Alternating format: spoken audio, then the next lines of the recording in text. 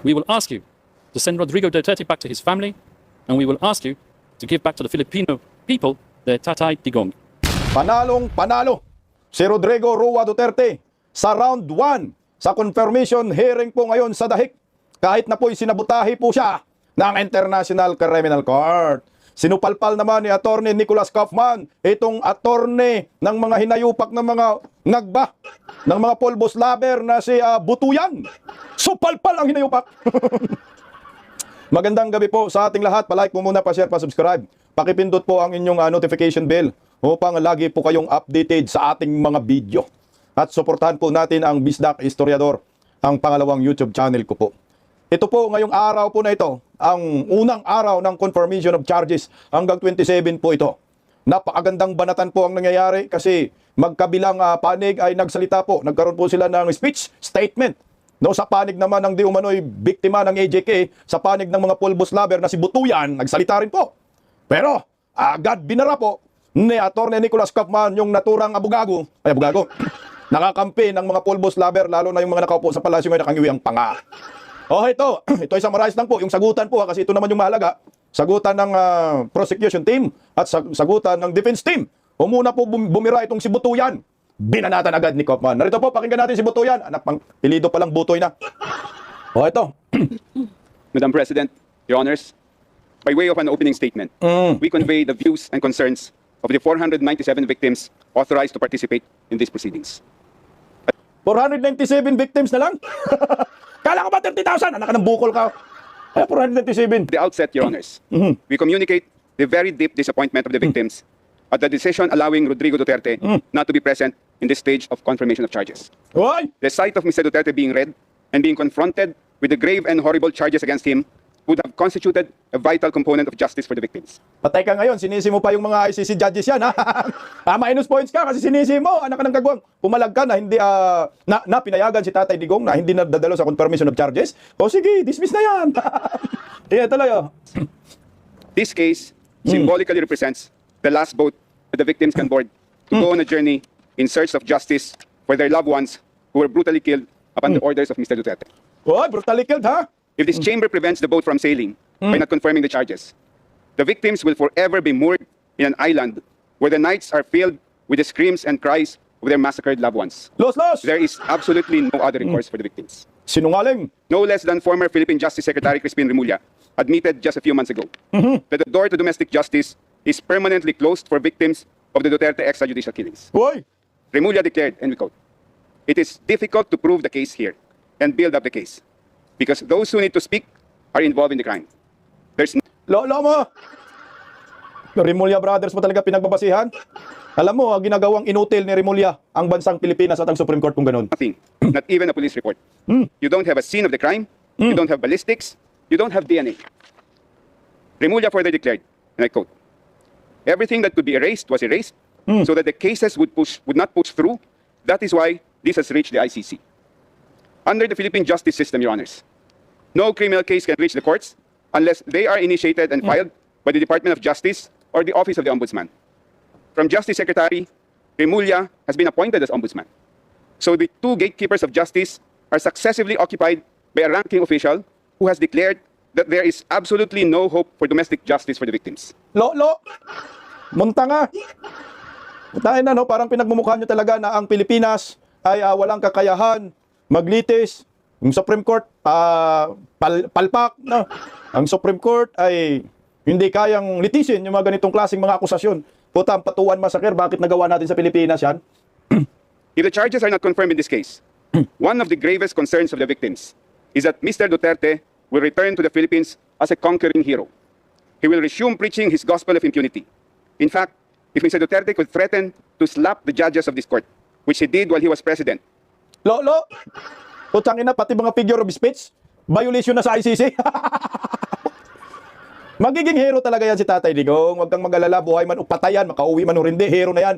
Wala ka nang magagawa kundi bayani na po si former President Rodrigo Roa Duterte. Hanggang doon lang tayo sa depensa, anak ng kagwang, puro lang naman mga akusasyon, mga dakdak, mga chismis marites. O ito, kakaunti lang yung komento ko muna dito, pakinggan natin ang buo. Si Atty. Kaufman, kung paano po sumagot, no? Itong hinayupak ng Butuyan.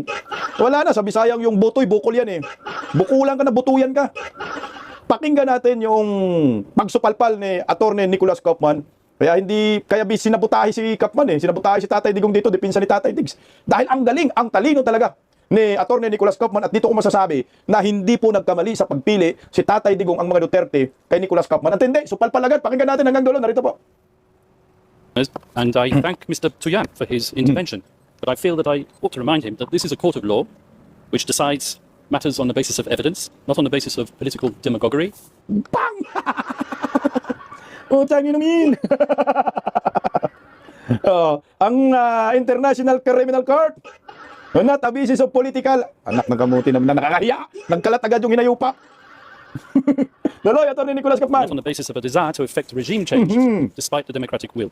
Ayun, And certainly not on the basis of statements made by Ombudsman Boyeng. Jesus Crispin Remula, who professed that domestic justice would be denied, according to Mr. Butuyan, because of the lack of forensic reports and police reports.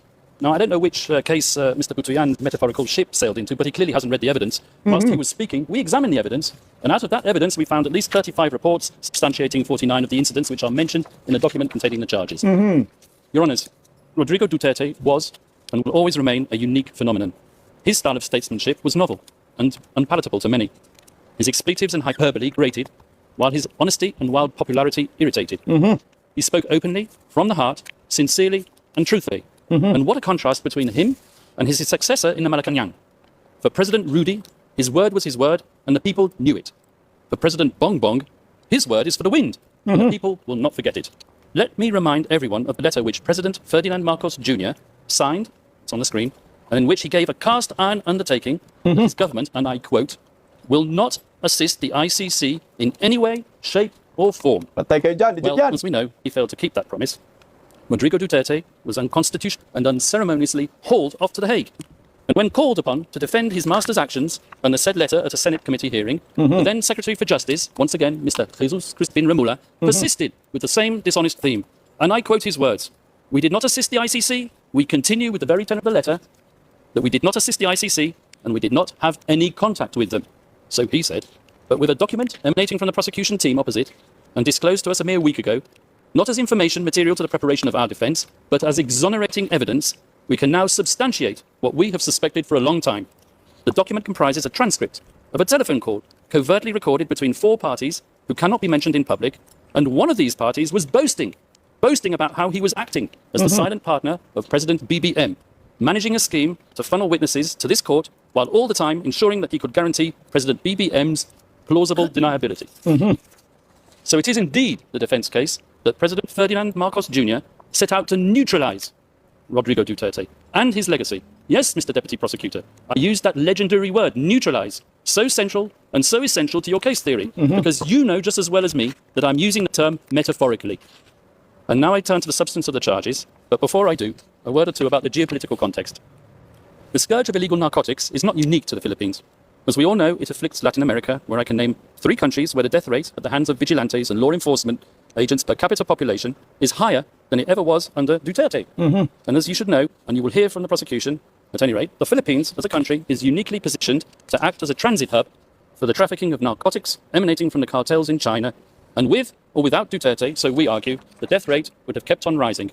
Indeed, as we will prove with statistics and reports, the death rate flowing from narcotics-related crime actually increased after Rodrigo Duterte left. Tingnan mo, dito sinasabotahin na si Nicholas Kaufman eh. Kasi naribat ng todo dito ni Kaufman itong si Butuyan. O tingnan mo, sinasabotahin, pati tayo sabotahin din. Anak ng kagam, luludin din tayo kahit upload video. And where, I ask you, has the International Criminal Court been allowed that Rodrigo did anything? The totally lawful Duterte campaign against illegal drugs and their suppliers took place when his administration was... Tingnan mo ha. Yan, umiikot naman dyan, umiikot, grabe, nakadalawa na. Pagtingin ko sa ICC website, ganun din talaga. Kinat nila. Yung ribat ni Nicholas Kaufman dyan, grabing sabotahe talaga. Oh. Pero para sa akin, panalo pa rin. Tuloy natin. Declaration of martial law. And it was on that significant day that Rodrigo Duterte was exposed to the tyranny of oppression and the abuse of power by the elite. And he took a decision. On that day, he chose to devote himself to a life of selfless public service. As a professor at the local police academy and as a public prosecutor in Davao, Rodrigo Duterte developed a lifelong passion some would say an enduring obsession for law and order, something for which he unapologetically enforced throughout his time as mayor of Davao City. Not as the prosecution say, through sowing murder and mayhem, but through winning the love, respect, and admiration of his fellow citizens. The very same citizens who continued to re-elect him time after time, term after term, on no less than 7 occasions over more than 2 decades. And throughout his 20 or so years tenure as the mayor of Davao, Rodrigo Duterte and his family transformed that city from an outpost of communist insurgency and criminal violence into what is now one of the safest cities, not just in the Philippines, but in the entire world. Ang galing mo, Nicolas Kaufman, palakpakan natin, no?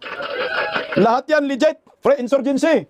Wala nang mga komunista dyan, wala nang mga rebelde, wala nang mga terorista. At pinaka-safest city in the world. Nako, hindi lang sa Pilipinas. Tuloy, sir, galing.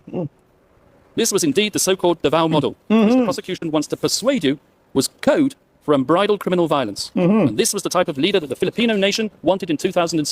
Exactly. So, Rodrigo Duterte was elected into power, not in spite of, but specifically because of his firm and uncompromising commitment to upholding law and order. Tama dyan. Yan ang totoo talaga kasi tayo mga Pilipino noon, noong 2016, sa panahon kasi ni Pinoy, nagkalat yung mga drogista, mga kriminal, no? Kaliwat ka ng krimen. Kaya naghahanap tayo ng isang leader na matapang kamay na bakal. Itong si Rodrigo Duterte, ginusto natin yung mga nagrereklamo, yan yung mga pulbos lover lang. Tuloy. And after his election as president, Rodrigo Duterte remained a man of the people, without seeking to patronize the people. Gung-ho in his ways, and with a belligerent tone, he spoke the tough tongue of the street, not the dissembling discourse of international diplomacy. He said what the people wanted to hear, but he said it in a way that offended sensibilities of world leaders unaccustomed to hearing it, one in particular, and that was what set him on the slippery slope to a prison cell in The Hague. And let me tell you how it works. It starts with the media, controlled by the powerful and the politically influential. With a sensational headline and a twisted editorial slant, the nobles sell their papers while promoting the partisan agenda of their backers in power. They highlight the salacious content while ignoring the true context, because that is what captivates the reader. And so it was with Rodrigo Duterte, whose speeches were fertile fodder for his enemies and detractors.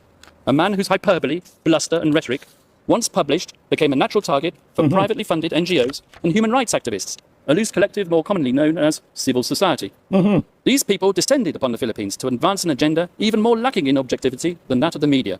And heavily funded by tycoons with even grander designs, they print their glossy reports, replete with iconic photographic images of grieving families and dead bodies in rain-swept, nighttime crime scenes, all dramatically illuminated with the fluorescent glow of neon. Images carefully crafted to shock the conscience and to sway the emotions, and, I may say, to be used by the prosecutor when they don't even relate to the charges. And they gave their slick reports bold titles, lifted straight out of a James Bond movie, such as License to Kill, One Shot to the Head, You Can Die Any Time, or simply, They Just Kill. The photographers are fated, and their shots exhibited as art all over the world, and the brave journalists who act as their sources win awards and Nobel Prizes. And slowly but surely, their narrative becomes the sacred, unchallengeable, and unshakable truth.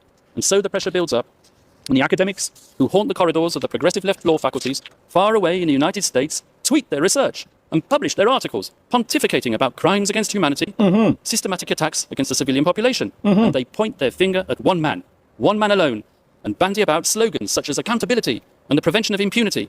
They give their gratuitous advice on what should be done, sometimes academics who formerly worked alongside the prosecutor of the International Criminal Court. Ang galing, tuloy lang natin, kunti, tuloy lang. Communications and complaints are filed, and the rest, as they say, is history. In any event, we're not gathered here today to judge a man on the basis of his coarse attitude or his vulgar language. This court has convened a confirmation hearing to verify whether substantial grounds exist to believe that Rodrigo Duterte, the people's president, together with various so-called co-perpetrators, over the years of his governance, devised a criminal policy of wholesale and wanton murder.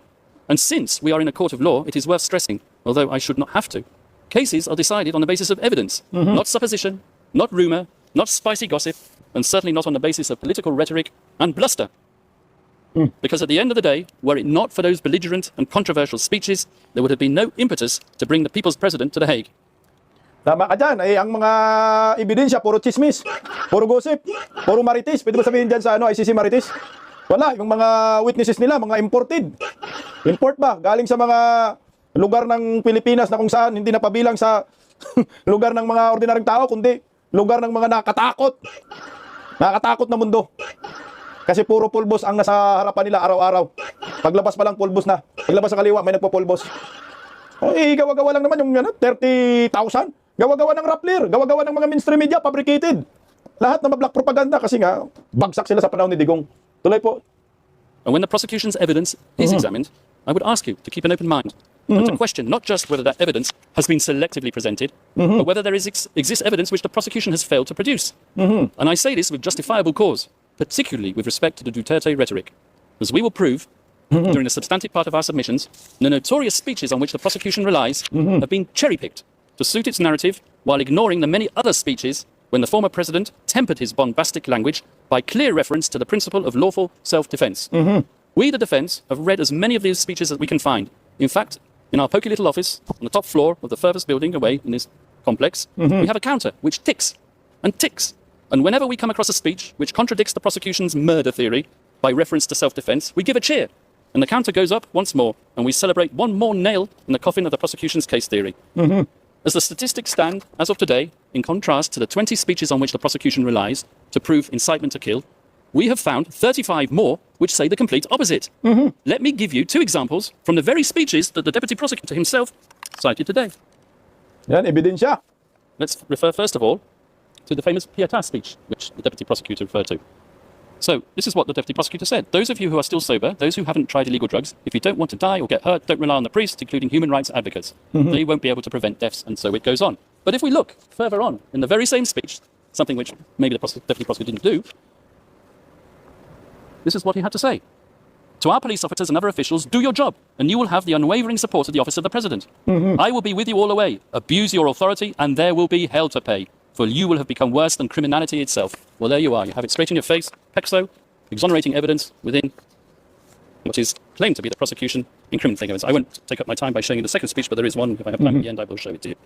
So if you add to that another 10 speeches out of the 20 speeches on which the prosecution rely in its document containing the charges. After all, we are in a court of law, and we rely on evidence. And what is the evidence that's produced of these speeches? 20 of them. 10 of them, I submit, and we will show this in the substantive part of our submissions, contain exonerating evidence which support the defense case theory.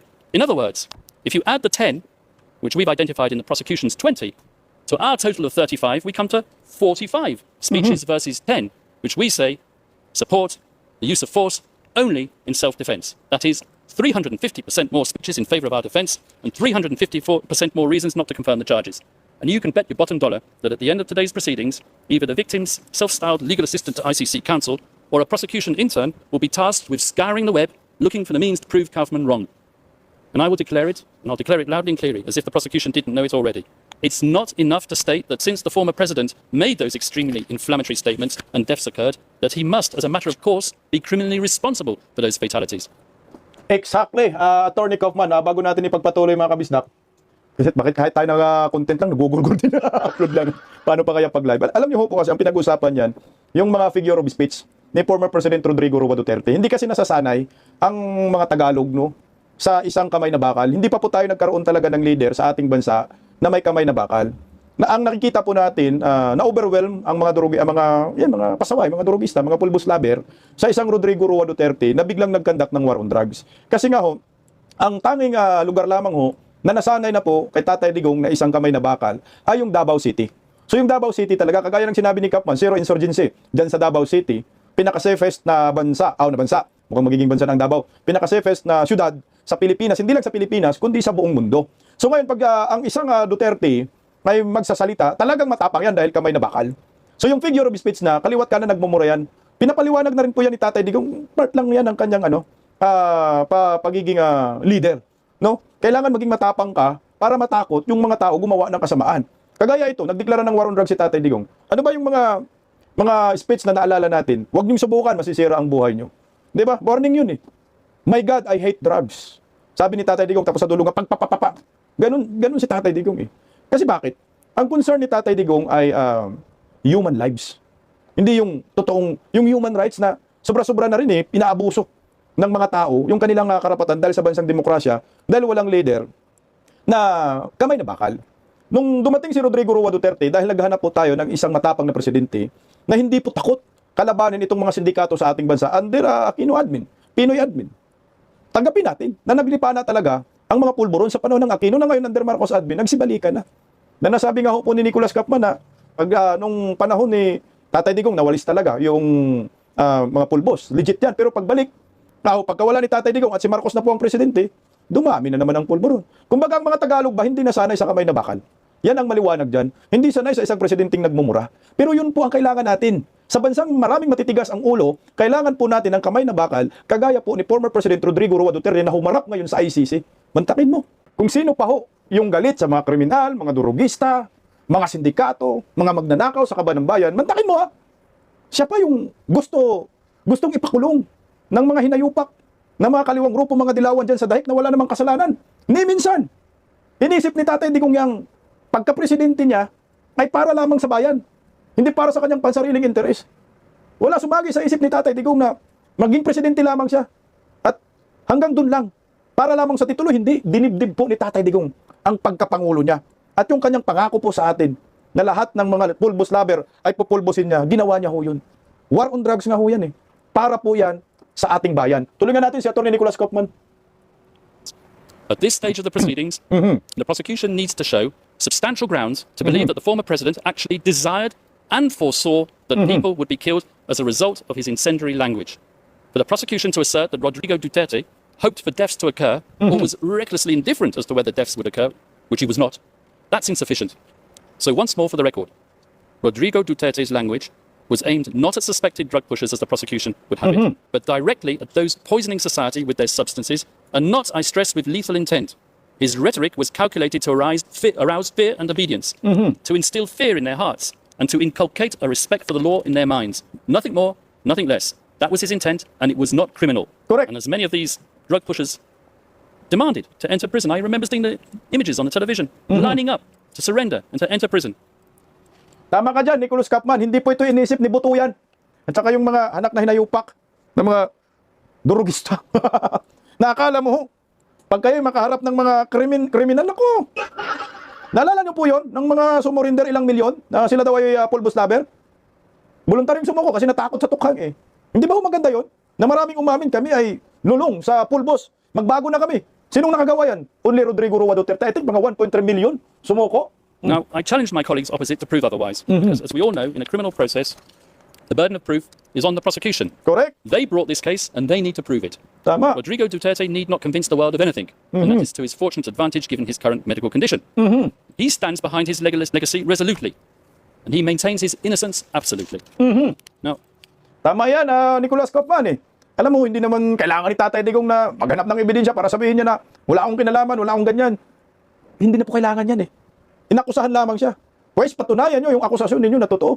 Huwag kayong kumuha ng mga fabricated evidence gamit yung mga mainstream media, mga fake news, kagaya ng Rappler, na nanggagaling yung 30,000 daw, may nagurgur, anak ng kagwang, pati na COVID, nalista yata. Yung ganun po ang politika na ni Tatay Digong eh. Ang tawag dyan, yung kanyang agenda. Yan po yung plataforma ni Tatay Digong, galit ako sa inyo. Tuloy po.